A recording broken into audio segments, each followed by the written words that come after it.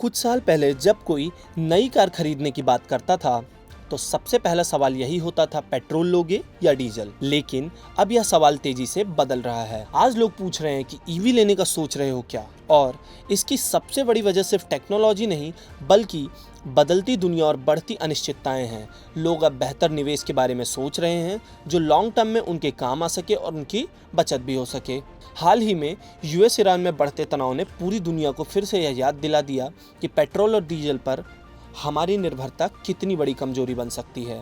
जैसे ही युद्ध और सप्लाई संकट की खबरें आईं, अंतर्राष्ट्रीय बाजार में कच्चे तेल की कीमतें बढ़ने लगी। भारत जैसे देश जो अपनी ज़रूरत का बड़ा हिस्सा आयात करते हैं, वहाँ इसका सीधा असर आम आदमी के जेब पर पड़ता हुआ नजर आया।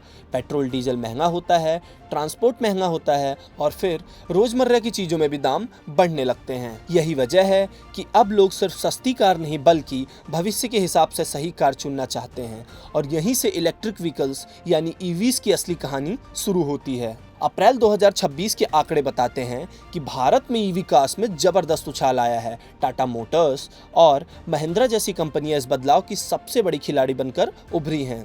शहरों में ही नहीं बल्कि अब छोटे शहरों और टीयर 2 इलाकों में भी लोग ईवीज के बारे में लेके गंभीर हो गए हैं। वजह साफ है, पेट्रोल के बढ़ते खर्च से राहत, कम मेंटेनेंस और हर महीने हजारों रुपए की बचत ईवी कार से आप कर सकते हैं। लेकिन यह बदलाव सिर्फ पैसों तक सीमित नहीं है।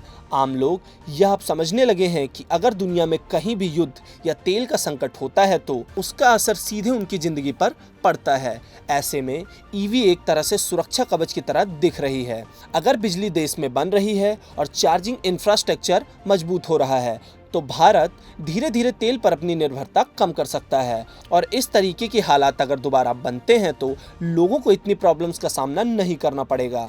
आइए आपको बताते हैं कि क्यों है ईवी लोगों को इतनी पसंद। सबसे बड़ी चीज़, पेट्रोल और डीजल से चार्जिंग सस्ती पड़ती है। इसका कम मेंटेनेंस कॉस्ट लोगों को काफ़ी अट्रैक्ट करता है। लॉन्ग टर्म में ईवीज एक अच्छा ऑप्शन मानी जा रही हैं। ईवी को लोग बेहतर इन्वेस्टमेंट समझ के खरीद रहे हैं। पेट्रोल डीजल से ज़्यादा इको फ्रेंडली भी ये कार्स हैं।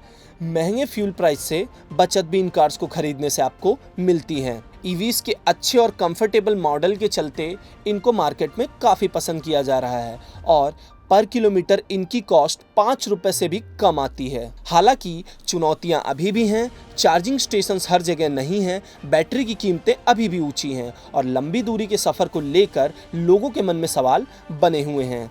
लेकिन जिस रफ्तार से टेक्नोलॉजी बदल रही है उससे यह साफ है कि आने वाले 5 से 10 साल में ईवीज भारतीय सड़कों पर सबसे बड़ी ताकत बन सकती हैं। इसके लिए सरकार भी काफ़ी प्रयास कर रही है।